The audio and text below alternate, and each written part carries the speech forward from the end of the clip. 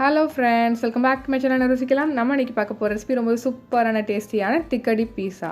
இதுவும் master chef தமிழ்ல உள்ள ஒரு ரெசிபி தாங்க. இது வந்து எலிமினேஷன் ரவுண்ட் கொடுத்த ரெசிபி சூப்பரா கிருத்திகா பண்ணிருக்காங்க. ரொம்ப டேஸ்டா வந்திருந்துச்சு.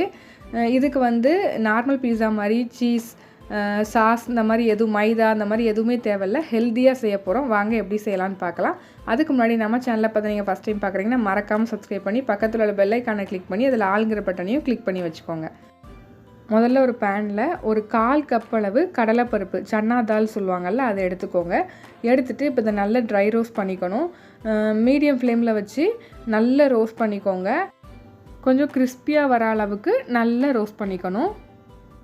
கொஞ்சம் நல்லா ரோஸ்ட் பண்ணிங்கன்னா அந்த கடலைப்பருப்போட வாசம் வர ஆரம்பிக்கும். அந்த ஸ்டேஜில் கொஞ்சம் 1/4 கப் அளவு தேங்காய், ஒரு 4லேருந்து 5 வரமிளகா, ஒரு 3 பல் பூண்டு இதை சேர்த்துட்டு இதை நல்லா இந்த மாதிரி ரோஸ்ட் பண்ணிக்கோங்க.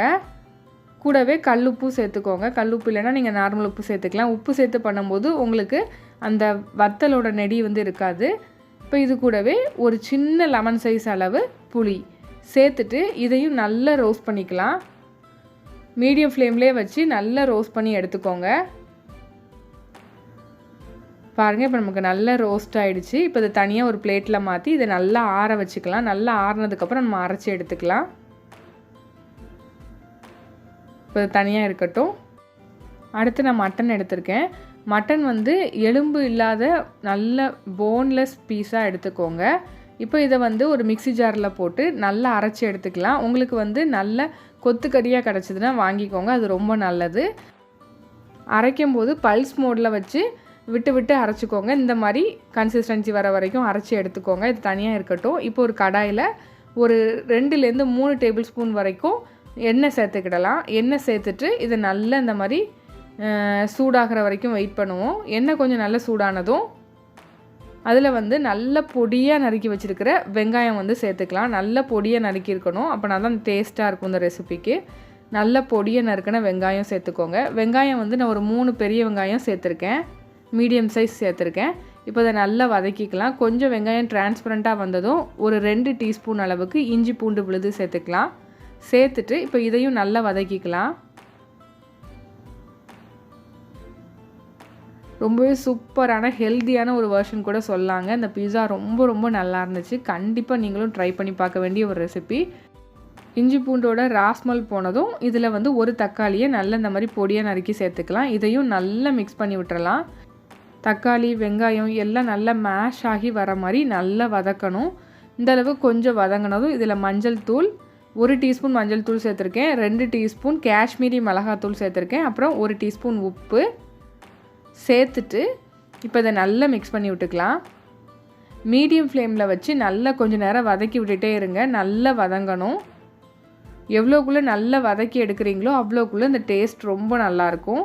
பாருங்கள், இந்த அளவுக்கு நல்ல தொக்கு மாதிரி வர மாதிரி நல்லா வதக்கி எடுத்துக்கோங்க. இந்த அளவுக்கு வதங்கினதுக்கப்புறம் இதில் வந்து இப்போ நம்ம அரைச்சி எடுத்து வச்சுருக்கிற மட்டன் பீசஸை வந்து சேர்த்துக்கலாம். சேர்த்துட்டு இப்போ இதை நல்லா மிக்ஸ் பண்ணி விட்டுறலாம். இன்றைக்கி நம்ம எடுத்திருக்க அளவுகளுக்கு நமக்கு தாராளமாக 4 பீஸா கிடைக்கும்.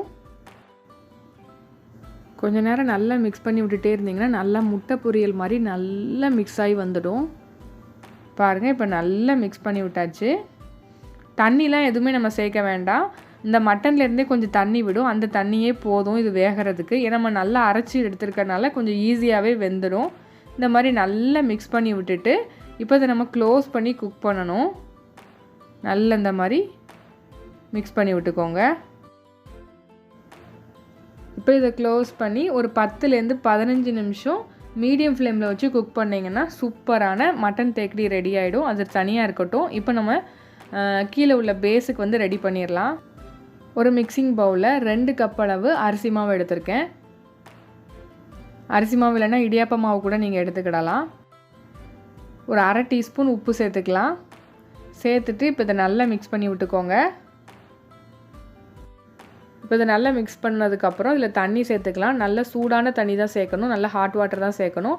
மொத்தம் நம்ம 2 கப் மாவு எடுத்தோம். 2 கப் மாவுக்கு 1.5 கப் தண்ணி கரெக்டாக வரும். நான் ஃபஸ்ட்டு 1 கப் தண்ணியை அப்படியே ஃபுல்லாக ஊற்றிட்டு நல்லா மிக்ஸ் பண்ணி விட்டுக்கிட்டேன். இந்த மாதிரி ஒரு ஃப்ளாட்டான கரண்டி வச்சு மிக்ஸ் பண்ணிங்கன்னா கொஞ்சம் ஈஸியாக இருக்கும்.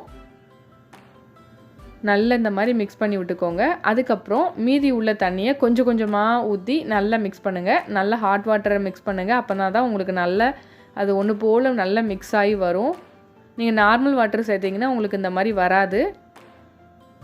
நல்ல இந்த மாதிரி ஃப்ளாட்டான கரண்டி வச்சு ப்ரெஸ் பண்ணி விட்டு நல்லா மிக்ஸ் பண்ணதுக்கப்புறம் இந்த மாதிரி கை வச்சு ஒரு 2 நிமிஷம் நல்லா பிசைஞ்சு விட்டுக்கோங்க.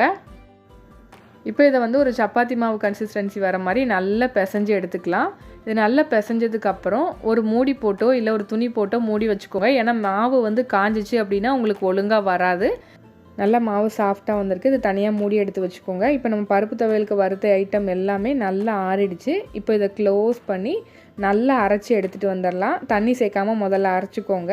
இந்தளவுக்கு அரைச்சதுக்கப்புறம் கொஞ்சம் கொஞ்சமாக தண்ணி சேர்த்து நல்லா கெட்டியாக அரைச்சி எடுத்துக்கோங்க. பாருங்கள், இந்த மாதிரி கன்சிஸ்டன்சியில் இருக்கணும். தண்ணியாகவும் இருக்கக்கூடாது, நல்ல திக்காக இருக்கணும். அப்படின்னா தான் உங்களுக்கு அந்த பேஸில் வைக்கிறது கரெக்டாக இருக்கும். இப்போ மட்டனும் நல்லா குக் ஆகிடுச்சு. பாருங்கள், உங்களுக்கு பார்க்கும்போதே தெரியும் நல்லா தண்ணி விட்டு நல்லா குக் ஆகிருக்கு. இப்போ இதை நல்லா மிக்ஸ் பண்ணி விட்டுருங்க. இந்த மாதிரி கன்சிஸ்டன்சியில் இருக்கணும். ரொம்ப தண்ணியாக இருக்கக்கூடாது. அப்படின்னா தான் உங்களுக்கு அதில் மேலே வைக்கிறதுக்கு கரெக்டாக இருக்கும். நல்ல பொடியாக நறுக்குன கொத்தமல்லி நிறைய சேர்த்துக்கோங்க. ரொம்ப டேஸ்ட்டாக இருக்கும். அப்புறம் கொஞ்சமாக கருவேப்பிலை சேர்த்துக்கலாம். அவ்வளோதான். இப்போ இதை நல்லா மிக்ஸ் பண்ணி விட்டுறலாம். இது கூட நீங்கள் 1 ஸ்பூன் நல்லா தேங்காய் விழுது, தேங்காவை நல்லா அரைச்சி பேஸ்ட்டாக கூட கொஞ்சம் சேர்த்துக்கிடலாம். அதுவும் டேஸ்ட்டாக இருக்கும். இப்போ நம்மளோட மட்டன் திக்கடி ரெடி ஆகிட்டு இப்போ அது தனியாக இருக்கட்டும். இப்போ ஒரு தோசைக்கல்லில் ஒரு 2 டீஸ்பூன் நெய் சேர்த்துக்கோங்க.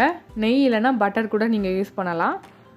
2 டீஸ்பூன் நெய் ஊற்றி எல்லா பக்கமும் இந்த மாதிரி நல்லா ப்ரஷ் பண்ணி விட்டுக்கோங்க. இந்த மாதிரி எல்லா பக்கமும் நல்லா ப்ரஷ் பண்ணதுக்கப்புறம் நம்ம எடுத்து வச்சுருக்கிற மாவில் ஒரு பெரிய உருண்டை எடுத்துக்கோங்க. பாருங்கள், இந்த அளவுக்கு கொஞ்சம் பெரிய உருண்டையாக எடுத்துகிட்டு இப்போ இதை வந்து கொஞ்சம் பால் மாதிரி செஞ்சுட்டு சென்டரில் வச்சு இந்த மாதிரி நல்லா ப்ரெஸ் பண்ணி விடுங்க. கைட்டு தான் ப்ரெஸ் பண்ணணும். அப்போ தான் உங்களுக்கு நல்லா வரும். சப்பாத்தி கட்டையை வச்சு நீங்கள் உருட்டினீங்கன்னா இந்த அளவுக்கு கரெக்டாக வராது.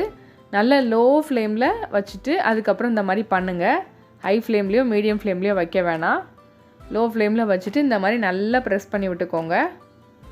பூரி மாவுக்கு தேய்க்கிற மாதிரி கொஞ்சம் திக்காக இருக்கிற மாதிரி பார்த்துக்கோங்க. அதுக்கப்புறம் இந்த மாதிரி சுற்றி இருக்கிற நெய் நம்ம ஊற்றுனதெல்லாம் இருக்கும்ல, அதெல்லாம் இந்த மாதிரி நல்லா ப்ரெஸ் பண்ணி விடுங்க. சீக்கிரமாக வெந்துடும். லோ ஃப்ளேமில் வச்சு குக் பண்ணாலே போதும். அதுக்கப்புறம் இந்த மாதிரி மெதுவாக பரட்டி விட்டு 2 சைடும் நல்லா குக் பண்ணி எடுத்துக்கோங்க. மேலே உள்ளது வந்து கொஞ்சம் ட்ரை ஆகிற மாதிரி இருக்கும். அதனால் இதுக்கு மேலேயும் கொஞ்சம் நல்ல நெய்யோ இல்லை பட்டரோ இந்த மாதிரி நல்லா ப்ரெஸ் பண்ணி விட்டுக்கோங்க. சீக்கிரமாக வெந்துடும். நம்ம இதில் வந்து க்ளூட்டன் ஃப்ரீ ஃப்ளார்னால் இதில் வந்து பார்த்திங்கன்னா உங்களுக்கு சீக்கிரமாக உடையிற தன்மை இருக்கும். ஏன்னா அதில் வந்து வழுவழுப்பு தன்மை இல்லாதனால சீக்கிரமாக உடஞ்சிரும். அதனால் காயாமல் இருக்கிறதுக்கு தான் மேலே வந்து நெய் இல்லைன்னா பட்டர் வந்து இந்த மாதிரி தடவிக்கிறோம். அவ்வளோதான். இப்போ நமக்கு சூப்பரான பேஸ் ரெடி ஆகிடுச்சு.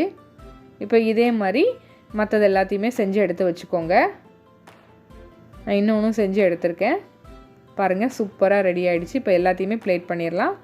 இப்போது ஒரு பிளேட்டில் நம்ம எடுத்து வச்ச அந்த பேஸ் போட்டுட்டு அதுக்கு மேலே நம்ம செஞ்சு எடுத்து வச்ச பருப்பு துவையல் நல்லா எல்லா பக்கமும் வர்ற மாதிரி நல்லா ஸ்ப்ரெட் பண்ணி விட்டுருங்க. இந்தளவுக்கு துவையலோட கன்சிஸ்டன்சி திக்காக இருந்தால் தான் உங்களுக்கு வந்து நல்லா வரும். அதனால் இந்த மாதிரி இருக்கிற மாதிரி பார்த்துக்கோங்க. அதுக்கப்புறம் நம்ம ரெடி பண்ணி எடுத்து வச்சுக்கிற மட்டன் திக்கடியை வந்து இதில் சேர்த்துக்கலாம். சேர்த்துட்டு இந்த மாதிரி எல்லா பக்கமும் வர மாதிரி நல்லா ஸ்ப்ரெட் பண்ணி விட்ருங்க.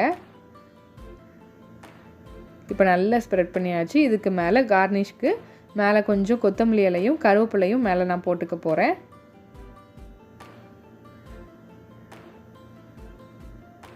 இந்த மாதிரி கருவேப்பிலை இலைகளையும் மேலே போட்டுக்கலாம். கருவேப்பிலை இலைகளை வந்து லைட்டாக நீங்கள் ஃப்ரை பண்ணி கூட மேலே போட்டுக்கலாம். இதுக்கு மேலே நல்ல துருவின ஃப்ரெஷ்ஷான தேங்காய் வந்து இந்த மாதிரி தூவி விட்டுக்கோங்க. இது வந்து கொஞ்சம் அந்த சீஸ் மாதிரியே இருக்கும் பார்க்கறதுக்கு. ஒரு பீஸாக்குள்ளே லுக் கிடைக்கும். கிட்ஸும் விரும்பி சாப்பிடுவாங்க.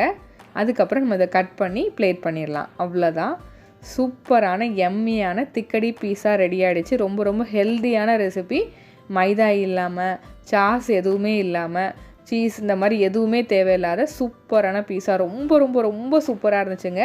நிஜமாகவே ரொம்ப நல்லா இருந்துச்சு. கண்டிப்பாக ட்ரை பண்ணி பாருங்கள். ரொம்ப ரொம்ப ஈஸியான ரெசிபியும் கூட. சட்டுன்னு ஒரு 1/2 ஹவரில் செஞ்சு முடிச்சிடலாம். இந்த சூப்பரான திக்கடி பீஸா ரெசிபி உங்களுக்கு பிடிச்சிருந்துச்சுன்னா லைக் பண்ணி, ஷேர் பண்ணி, கமெண்ட் பண்ணிக்கோங்க. இதே மாதிரி மாஸ்டர் செஃப் தமிழ் ரெசிபி உங்களுக்கு வேணுன்னா மறக்காமல் நம்ம சேனலை சப்ஸ்கிரைப் பண்ணி வச்சுக்கோங்க. அப்போ தான் உங்களை தேடி வரும். Thank you friends.